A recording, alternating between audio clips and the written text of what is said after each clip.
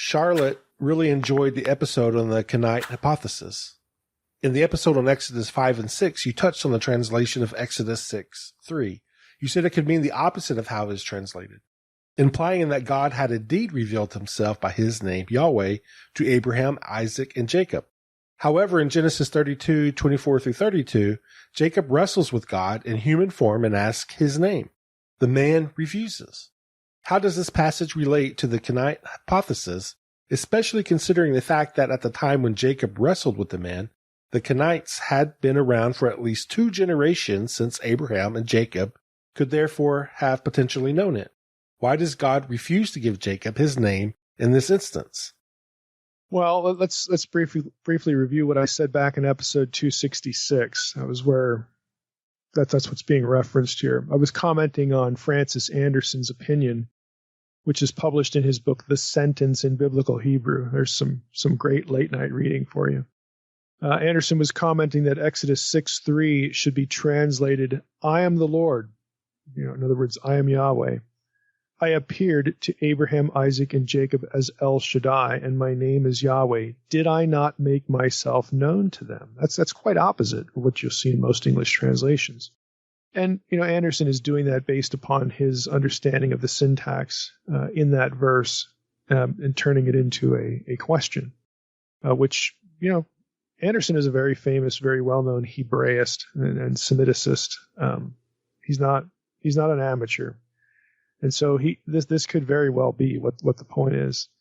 And if Anderson is correct, then therefore the verse is no proof of the divine name criterion for JEDP. And again, the documentary hypothesis of the Pentateuch, which takes Yahweh and El names as proof of separate source documents for the Torah. So if Anderson's right, then the divine name criterion, and they reference Exodus 6:3 a lot as justifying the using divine names as a criterion for separate sources. But if he's correct, then that whole argument just sort of falls flat. In the Hebrew Bible as it stands, of course, Yahweh does appear in texts that source critics say originally didn't have the name. They believe, the critics believe, that Yahweh gets sprinkled in the non-Yahweh source or sources by a later editor to help dovetail the sources together and, to help their content create a connection between the patriarchal deity, the El names, El Shaddai, El this, El that, and other sources that use Yahweh.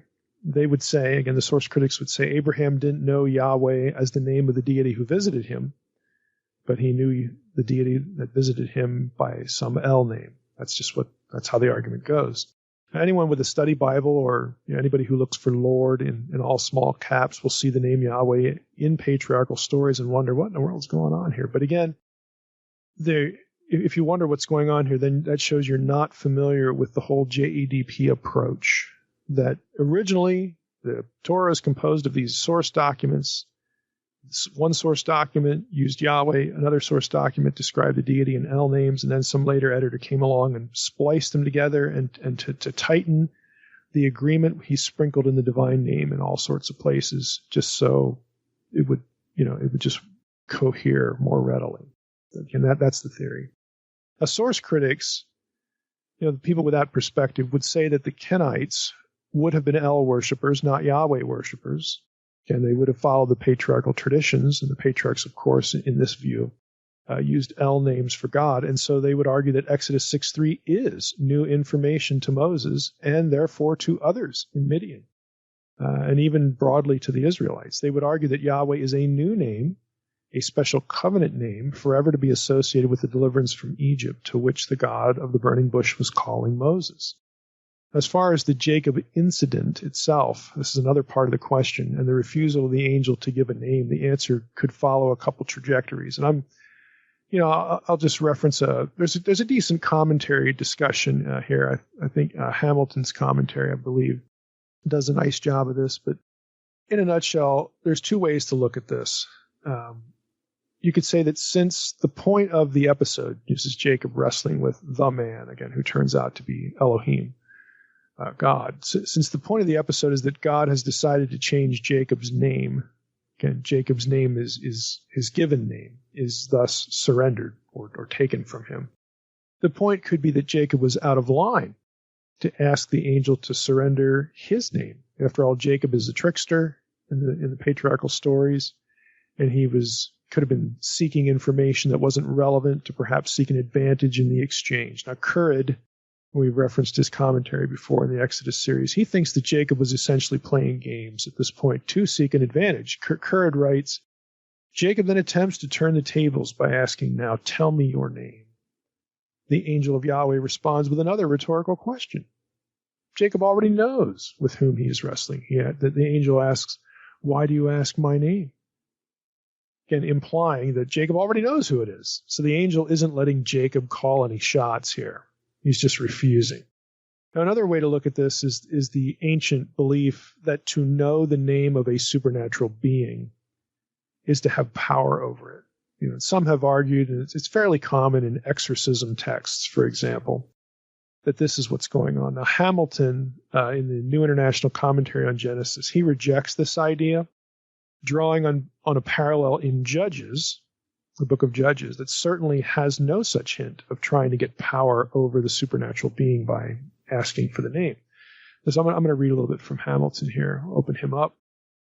The man's question, again, if you go back to Judges 13, this is Samson's parents. They get visited by the angel, okay? The man, Samson's mother refers to this figure as a man, okay? So they end up encountering him again, and then they ask the angel, for his name. And so Hamilton writes this. The man's question in response is, why is it that you inquire about my name? It is a question, Hamilton says, to which Jacob is not given the opportunity to respond. And what Hamilton's doing is comparing the two stories. Or perhaps he chooses not to respond. The scene is much like the one between the angel of Yahweh, again, with Jacob, and back to Samson's father, Manoah. In the Judges story, Manoah said to the angel of Yahweh, what is your name? So that we may honor you. There's a little, this is me interjecting now, there's a little important feature there, because in the Judges story, it's clearly not to seek power or to seek some advantage, over the angel. They're not trying to pull a fast one here. So what is your name that we may honor you? And the angel of Yahweh said to him, to Manoah, this is the Judges story, why do you ask my name, seeing it is wonderful? That's Judges 13, 17 through 18. Both the man, Genesis 32, and the angel in Judges 13 ask the same question. In both instances, the silence, the hesitancy of the other being begins to produce within Jacob or Manoah, depending on the story, a realization of the supernatural status of that being. One wonders if, why is it that you inquire about my name? Is another way of asking, Jacob, don't you realize who I am? So at this point, Hamilton is sort of veering off to where Currid is at, the first view. And he adds, the text contains no evidence that Jacob desires to know the name of his adversary so that he might exercise power over him. This interpretation is based solely on parallels drawn from primitive religion in which demons and numens played a large part. Jacob's question is nothing more than a request for information from and identification of his adversary. This request is a formal element in the theophanies of the Old Testament. He references Judges 13 again there. A feature of those theophanies seems to be that only with the disappearance of the deity does the protagonist realize he or she has had contact with the divine. And he references Judges 6 along with that, and then Luke 24:31. So, what's going on here is that both Hamilton and Currid, and I think the comparison with Judges 13 does rule out seeking power by asking the name in this passage. So that leaves us with this option. The refusal, again, in Judges, is akin to saying you can't handle the truth, or you ought to know better. You ought to know who I am. And Currid, again, is sort of tracking on the same thing. So I'm with Currid and Hamilton as far as he's concurring with Currid here. The angel doesn't give an answer to Jacob's question, but yet think about the story. Yet Jacob calls the name of the place Peniel, the face of God, the face of El, and exclaims, I have seen God, or a God. I've seen Elohim face to face. So I think it's it's reasonable to conclude that Jacob did know. He had some inkling that this wasn't an ordinary man. And so therefore the question again is Jacob playing games and, trying, to seek, something in the exchange that the angel is not willing to give him. But I don't think it's sort of a magical sort of formulation, seeking power over a supernatural being. I think that goes too far. John has our last question, and it's about episode 266, where Dr. Heiser discussed the biblical motif of the arm of the Lord. I believe he tied it to the Egyptian pharaohs who believed themselves to be Horus incarnate, i.e. Horus in human form. Isaiah 53 clearly speaks of Jesus and states, "And to whom has the arm of the Lord been revealed?" Is it safe for us to view Jesus as the arm of the Lord? Does this give readers a hint that the Messiah, Jesus, would be God in human form? Well, I think the language in Isaiah 53 certainly points to a personal, an individual deliverer. I don't think readers would intuitively know from the language that God would come as a man, though, as opposed to the passage speaking of a man empowered by God. Even in John 12:38, where the Isaiah passage, the Isaiah 53 passage is actually cited, it's actually referenced. Let's just read that back in John. "So that the words spoken by the prophet Isaiah might be fulfilled. Lord, who has believed what he heard from us, and to whom has the arm of the Lord been revealed?" I mean, even in that passage, it's linked, 2 verses earlier to signs, signs and wonders. So even in John 12:38, the verse is referenced in connection with signs, not as a part of an argument that God had become a man. Though, elsewhere in John, I think some of the things John says make that evident. But in this passage, the citation itself isn't making that point. Now, think about it. Moses was the conduit through which God did signs and wonders, and he wasn't God in human flesh, obviously. If the Messiah was perceived as a new Moses, the prophet like unto Moses, which the New Testament makes pretty obvious, that's how Jesus, was to be perceived. That's Acts 3:22, Acts 7:37, for instance.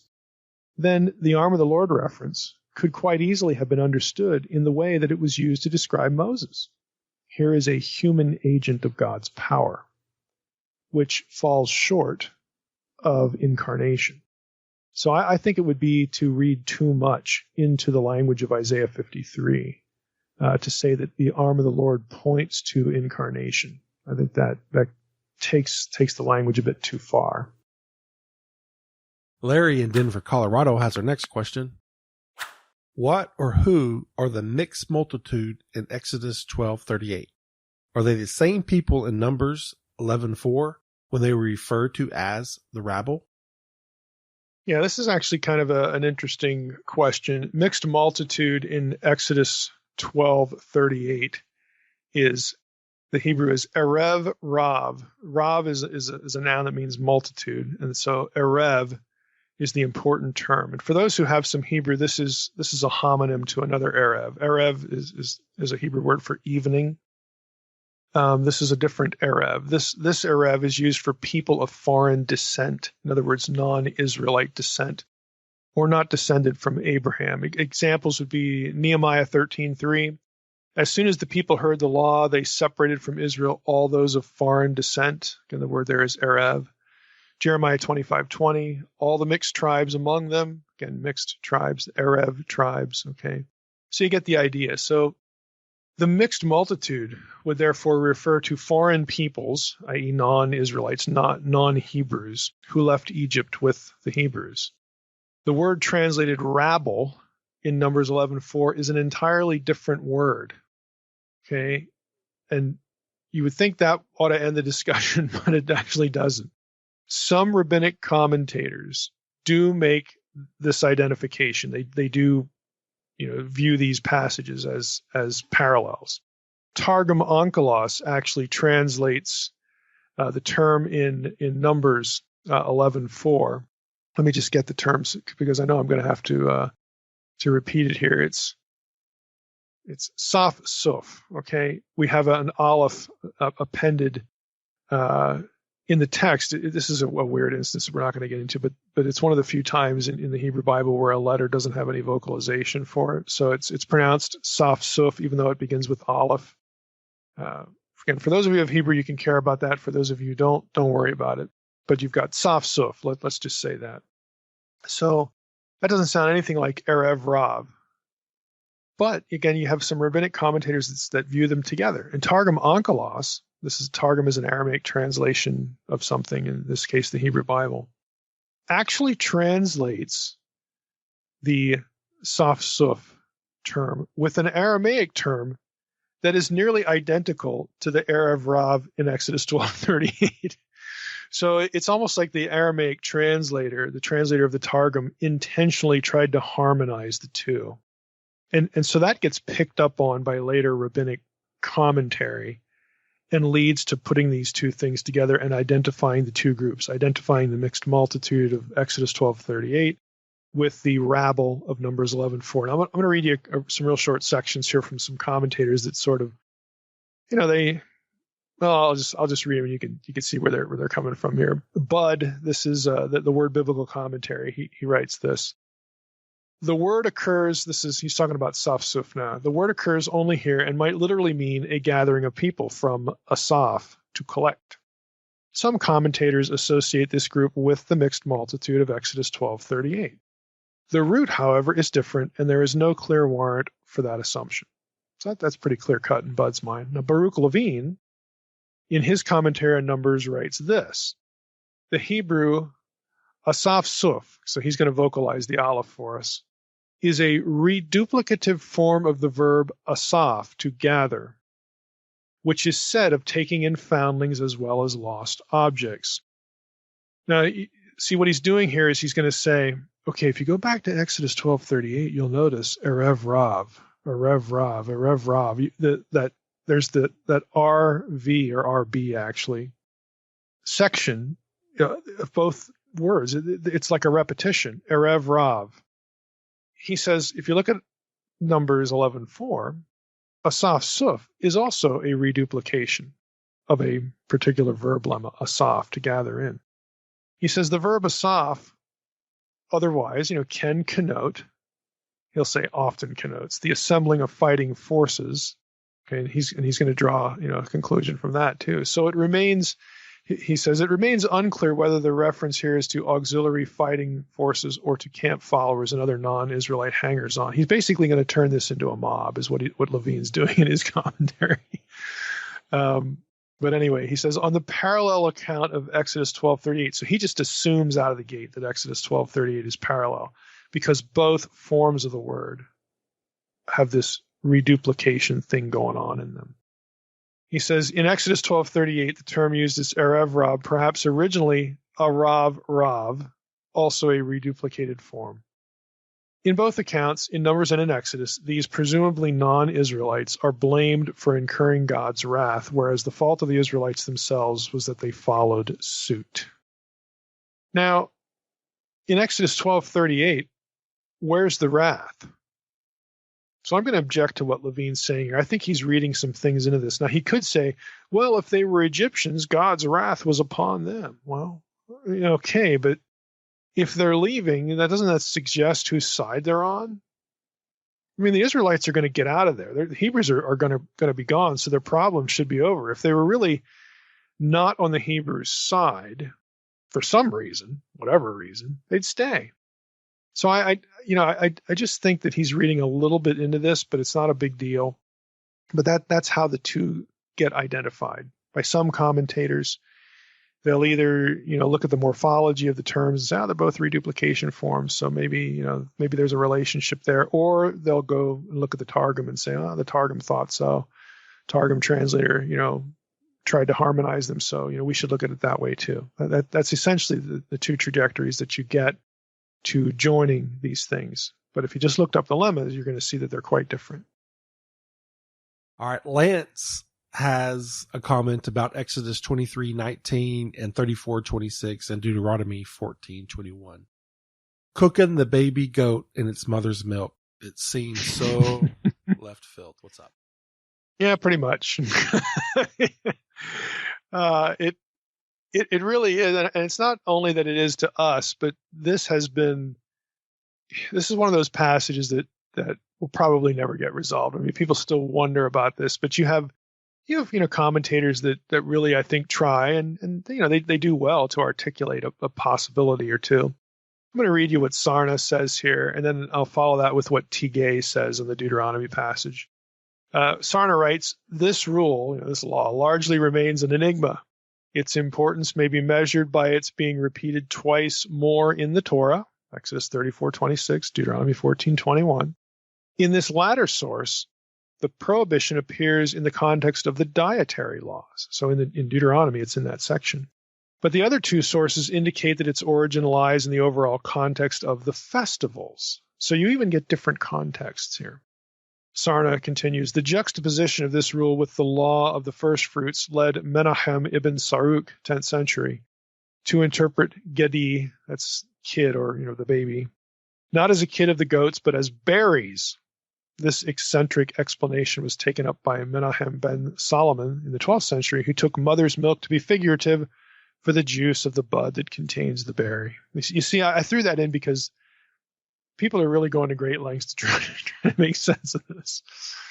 In another paragraph, there are other rabbinic interpreters, and he gives a list. He says that who, in various ways, adduce a humanitarian motivation akin to that cited earlier in Numbers, in Exodus 22:29.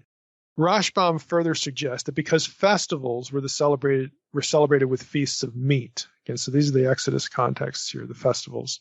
And because goats are generally multiparous and have a high yield of milk, it was customary to slaughter one of the kids of a fresh litter and to cook it in its mother's milk. Now, this is just rabbinic opinion here. There's nothing factual here to nail this with.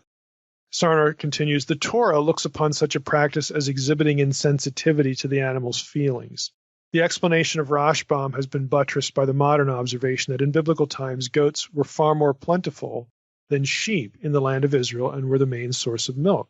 The flesh of the young kid is more tender and more delicate in flavor than the lamb. Also, since the estrus cycle of goats occurs during the summer months and parturition takes place in the rainy season, the earliest litter would be produced just around the time of Sukkot.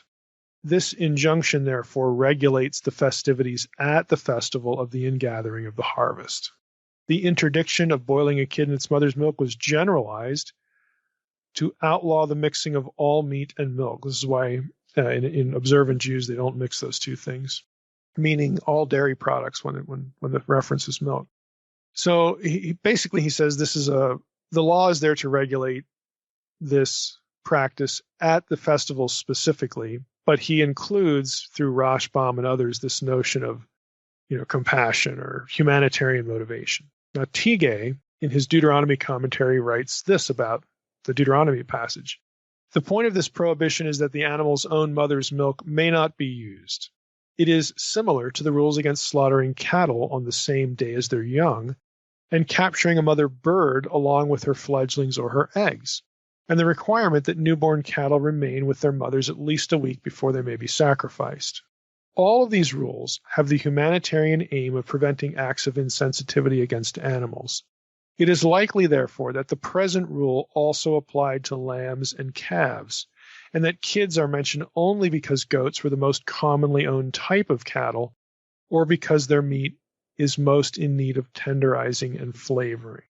So that's where Tigay is at. And he goes on to discuss, again, rabbinic opinion about this or that. But that gives you, sort of both trajectories there. There's a humanitarian trajectory, and then there's this regulation of what happens at the feast. Now, Tigay gets into this thing about its association with paganism, which is what you'll hear a lot, when if this is ever preached, but you'll hear a lot. Tigay writes, Maimonides reasoned that since this prohibition is mentioned twice in Exodus right after the pilgrimage festivals, boiling a kid in milk was probably a rite practiced at pagan festival and prohibited for that reason. This is not a sufficient explanation, Tigay writes, since the Torah does not oppose all pagan forms of worship. Even sacrifice and prayer were practiced by pagans. Let me stop there. What he's saying is that, hey, pagans prayed. They offered sacrifices. So if just because a pagan did it was a reason to prohibit it, prayer and sacrifice would be prohibited too. Instead, just cutting to the chase here, instead, Teagay would say, well, they're modified. It depends who you pray to. It depends, who you sacrifice to. But the practice itself, those practices are not outlawed just because, and, pagans do them too.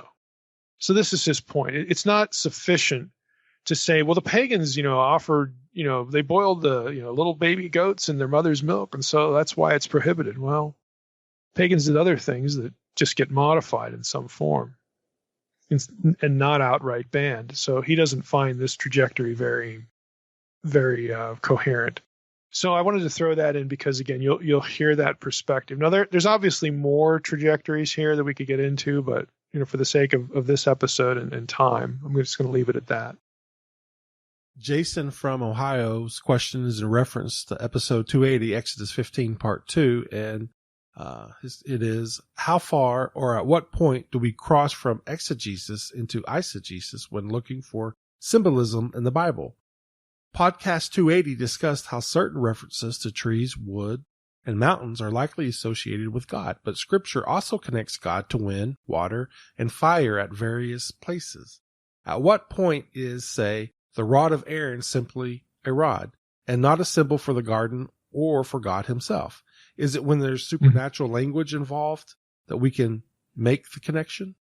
Sometimes when listening to and reading biblical scholars, I'm reminded of my English lit classes where my professors asserted that everything, even very mundane things, were symbols for something else. But it is always the case that the author intended his audience to understand the language in that way. How do we know when we get carried away reading into the author's intent?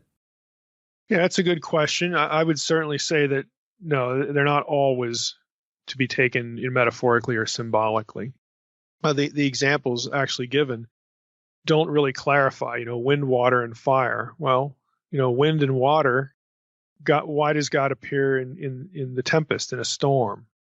Again, you can pick up a lot of the vocabulary in those passages back in the creation account. And so the whole point there would be, the link back to the God who brought order out of chaos. He is in control of the forces of nature because he's the creator. That doesn't mean that the wind and the water, it doesn't mean like the prophet's not getting splashed, or maybe he just sees it and isn't getting burned. It's not a fire that he can touch and be burned. It's not water that he can get splashed with. Maybe it's just something visual. And in that case, is God getting wet? I mean, we don't know because typically in those instances, God doesn't even have a body. So if you start asking questions like this, and then you start realizing, okay, the terminology here, because I can look it up with a concordance, occurs in creation passages. Well, it's probably just designed to get us to think that this is the creator and he has mastery over creation, mastery over chaos, and so we ought to listen to him. That's a real simple path. But again, that doesn't mean that everywhere you see these things, we are supposed to abstract them. The real question is, would it make sense in the context to be learning these things about the figure in the maelstrom, in the storm? Does that make sense in the context that we're looking at, directly? Same thing with fire. Fire is often used for the presence of God because it's purifying, either the fiery coals or a fiery basin or fire, flames, like Ezekiel 1, okay? Where God, part of God's form is fire, and there's fire there in other contexts as well. So, my take on this is that the metaphorical or symbolic reading ought to be on the table for all of them, and then you have to ask yourself, well, does it make sense in context, to go that direction or not, or maybe it's a little bit of both. There's no like guidebook at the end of the Bible that really tells you how to parse this, but I would not be categorical and say always it has to be going down one direction. So there's no way often to be really conclusive when it comes to this. Biblical authors are like authors now. Even us, we might intend a double meaning or not. Now, in the case of like Aaron's rod or Moses, that whole situation that the questioner brought up, because this rod of Moses originated at the burning bush. That's where he gets the rod. And it was used as a source of miraculous control over creation. It seems that the biblical writer might want us to think of the creator and thus Eden, or another tree at which Yahweh was associated, the tree of life. And you also have the fact that theophanies, these appearances of God prior to Exodus 3 often occur at or are connected to trees. And so when you take all that together, it lends support for the metaphorical, idea. By the way, if we say that Aaron's rod or Moses' rod, that the whole point of that is to make, people, consider, the God of the burning bush or the God of the tree of life or something like that. It's still a rod. I mean, it still exists. It's not like it's not real or the event didn't happen. All those things are still in place. It's just how we sort of parse what's going on, why it's this description and not some other. So I like to put them all on the table and then just spend time thinking about it. And you might come out with one or two or more possibilities, but to me, that's the fun part of Bible study. There's just a lot to think about. Trey in Palmdale, California was wondering why, when Mike was talking about hardening of Pharaoh's heart, why you didn't bring up Romans 9. Regardless of views on soteriology and all the other theological problems that people have, why wouldn't you bring up the verses that talk about the hardening of Pharaoh's heart according to what the New Testament says about it? Yeah, probably because I was just focused on Exodus in my head at the time. But,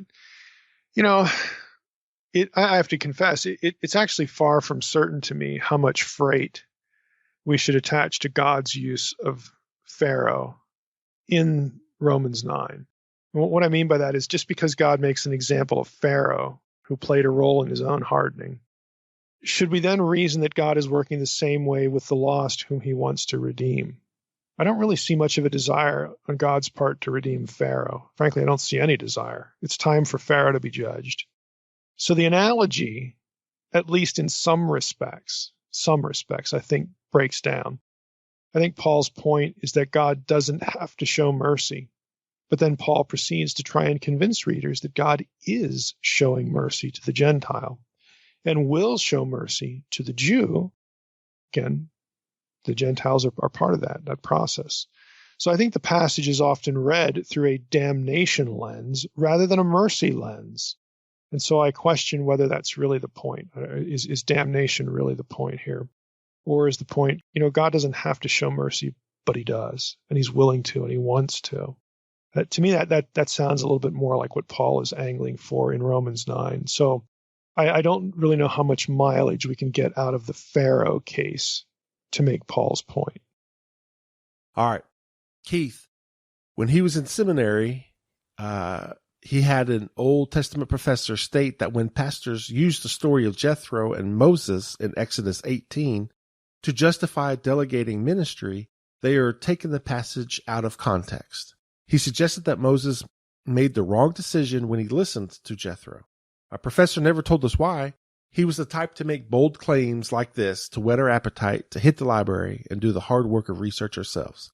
It has been over 10 years since I finished seminary, and I have never come across a scholar who teases out my professor's bold statement.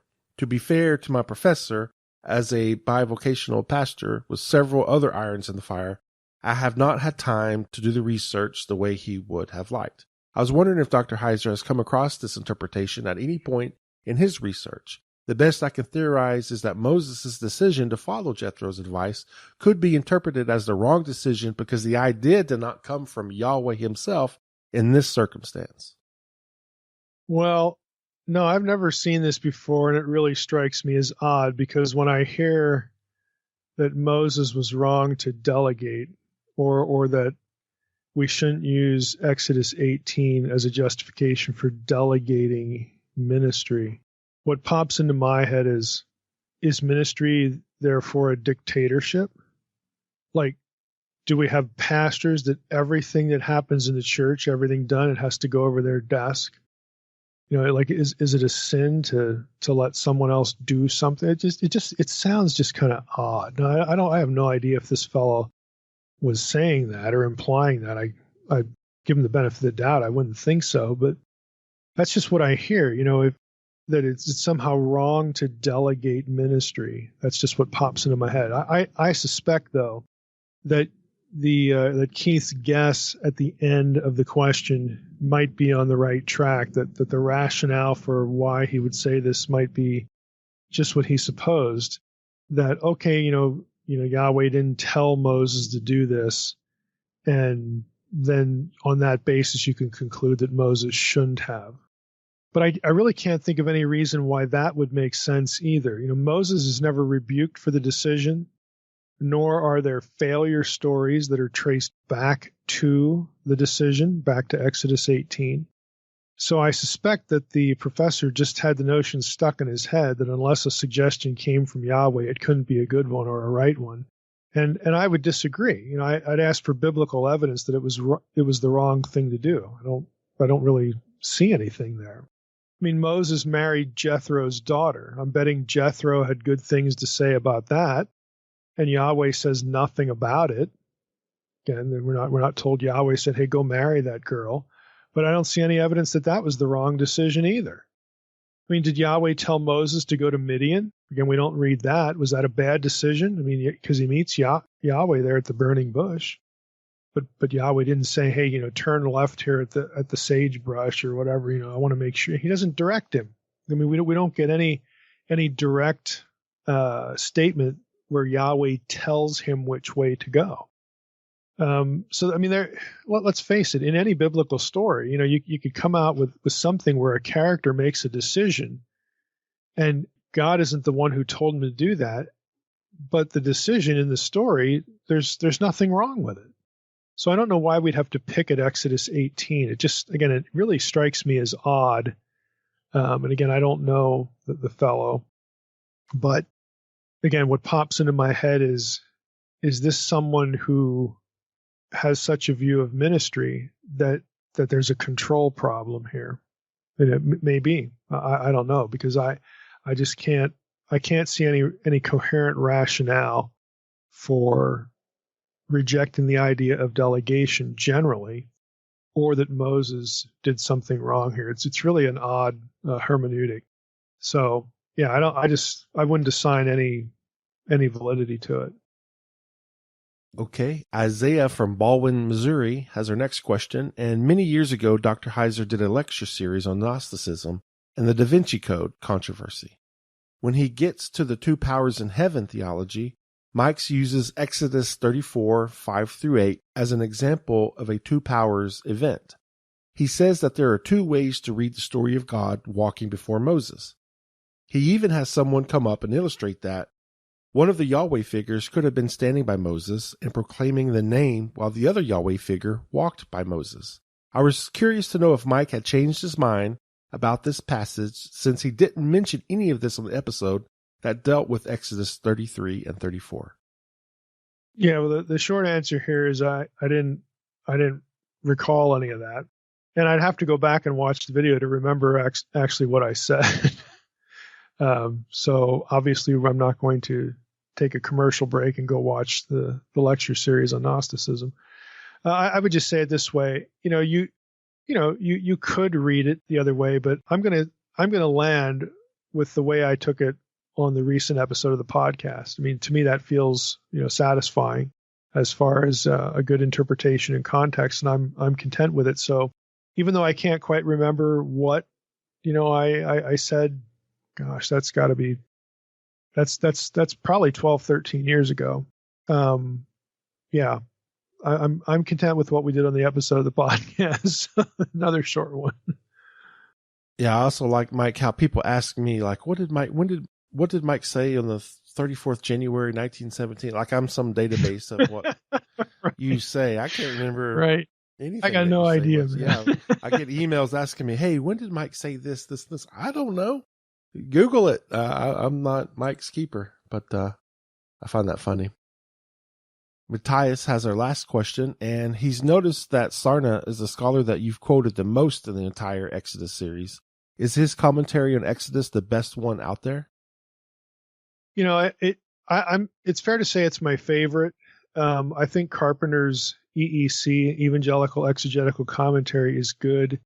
It's certainly more detailed. Enz's commentary is pretty good too. But I like Sarna because, and generally I like the JPS Torah commentary series because, the volume on Leviticus, is still kind of what I'm going to say here. The numbers, I think, maybe gets a little bit too detailed, but I like that set because by and large, it avoids technical jargon. It'll just give you really important, relevant information, and it'll tell you why. It'll answer the why question, why the commentator is veering over here or there. Without spending a half a page or a page and a half on source critical discussion. I mean, in scholarly commentaries on any book, but especially the Torah, commentators just get lost in this because they feel, as academics, they feel that they've got to address source critical theories everywhere. And I just get tired of that. I just get tired of it. I want a commentary that deals with the text as we have received it. I don't care about the author's speculations as to where the text came from or how the text came together. If that is relevant for interpretation, okay, then it might be worth reading. But I would rather have a commentary that deals with the text as received with an eye toward, good, ancient Near Eastern background information and a good bit of, like literary discussion, which I think is real important for intertextuality. So JPS series does more of that well than other commentaries, again, that just seem to get lost in these nuts and bolts critical questions. So I really like Sarna's Exodus. I really like Tigay's commentary on Deuteronomy in the same series. We used the one on Leviticus. It's either by Milgram or Levine. I think it's Levine because they switch off Numbers and Leviticus in two different commentary series, so I always get them mixed up. But the other thing is you'll notice in the JPS series, if you have one, when they get into these really technical discussions, they will relegate that discussion to an appendix so it doesn't get in the way.